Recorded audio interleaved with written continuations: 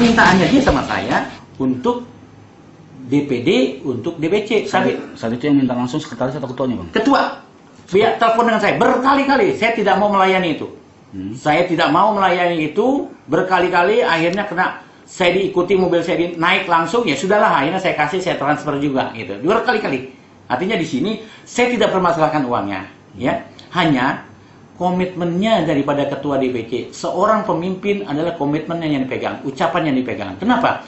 Karena pada saat pendaftaran pertama, pada saat tes pertama di Bumi Wiyata, ketua DPC memberikan sambutan. Bagi siapa dan barang siapa yang tidak ikut penjaringan dari tingkat DPC, DPD, DPP, maka tidak bisa mencalonkan sebagai wali kota dan wakil wali kota. Tapi mana? Setelah saya terakhir sampai TPP Pleno, siluman-siluman datang. Yang bawa adalah ketua DPC langsung. Itu adalah sebagai pembohongan publik yang dilakukan oleh ketua DPC Kota Depok. Itu yang perlu bahwa petinggi-petinggi PDIP yang berada di pusat perlu memperhatikan atau perlu melihat, perlu menanyakan langsung, jangan katanya. Tanya langsung kepada kader-kader yang ada di bawah, begitu ya. Artinya harus tanyakan bahwa ini benar nggak DPC-nya. Sekarang secara logika saja, ini mohon maaf nih saya, PDIP partai pemenang pemilu, PDIP partai penguasa, masa kantor DPC aja nggak punya? Nah, kantor DPC aja nggak punya, bayangkan, kan malu. Seharusnya kantor DPC itu punya partai pemenang pemilu. Nah, maka ketidakmampuan adalah seorang pemimpin. Kalau dia jadi ketua DPR itu mah hanya ini aja dari kebenaran, gitu ya.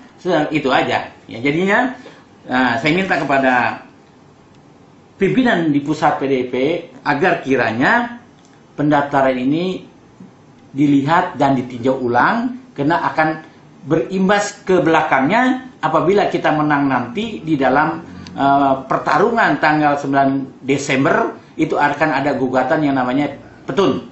Bang, ini abang kan sudah mengeluarkan uang, sudah mengikuti penjaringan, bahkan dimintain uang, lalu tiba-tiba timbul orang yang tak dikenal sebagai calon. Ini merasa ditipu atau tidak bang oleh ketua DPC? Nah begini, kalau saya memang dari awal saya sudah katakan, saya tergantung kepada kebijaksanaan partai. Apapun yang diputuskan partai saya laksanakan. Apapun yang jalan, walaupun naluri manusia itu rasanya sama, ya, bahwa itu adalah penipuan yang tidak dilakukan oleh ketua DPC, karena dia bicara langsung pada saat dia memberikan sambutan di Hotel Wiyata, menyatakan barang siapa yang tidak ikut penjaringan penjaringan di tingkat DPC, DPD, DPP, maka tidak bisa menjadi calon wali kota dan wakil wali kota. Itu dia bicara. Tapi nyatanya dia yang membawai orang, membawa si Babai, membawa Nur Fadriansah, membawa si Dimas, itu dia yang membawa. Artinya tidak mencerminkan adanya suatu demokratnya tidak ada. Seharusnya kalau memang mau mencarikan wakil saya, ya orang yang ikut tes. Tapi ini ada kebijaksanaan lain. Ya, artinya kebijaksanaan dari partai ya kita ikuti. Itu pun kena ulahnya dia.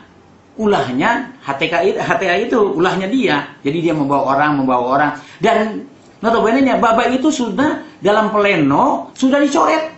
Namanya sudah tidak ada.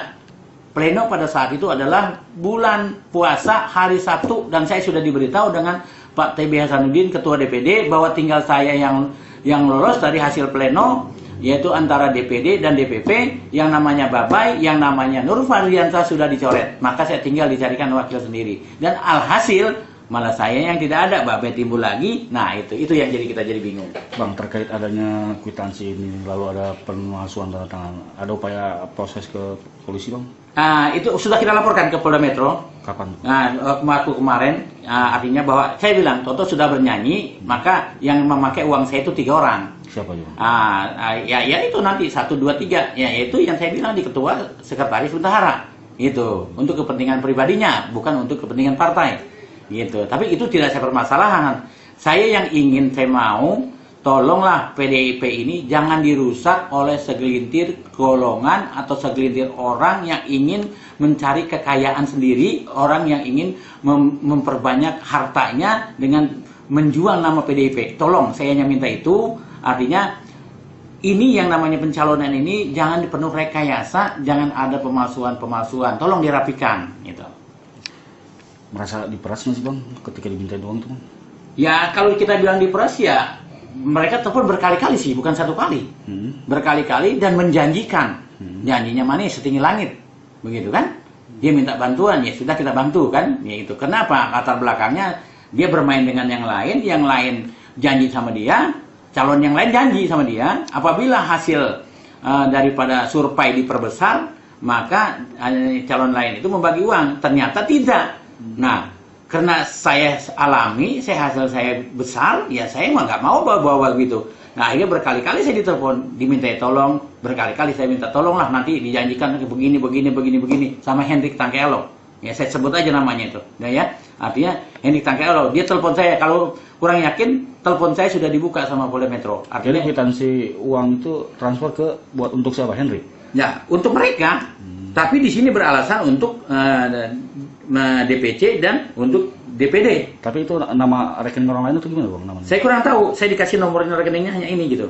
Tapi intinya memang dia yang minta dan saksinya juga banyak ada. Saya transfer, bahkan ikut di mobil saya pada saat itu.